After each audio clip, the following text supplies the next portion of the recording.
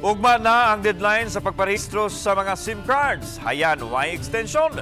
Matod sa NTC, maong pahimusli na ang kahigayunan sa mga wa pa kaasikaso niini. Ang detalye sa report ni Nico Sereno.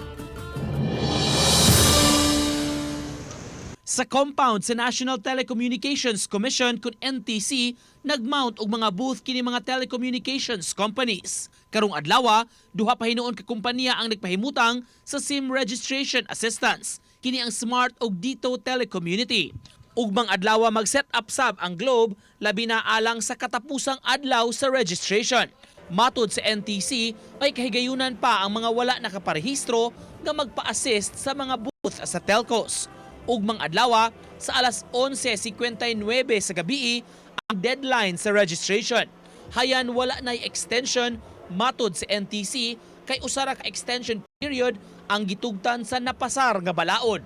This will be the first that will and last extension, so we don't know kung i-extend pa nila din, but we are not hoping because supposedly if they are intending to extend the SIM card registration, nanana siya idaay balaod ipasa sa Kongreso. At 11:59 tomorrow, automatic ma-deactivate ang imong number unless imong ipa-register. Ipa-register gyud nimo pagpalit.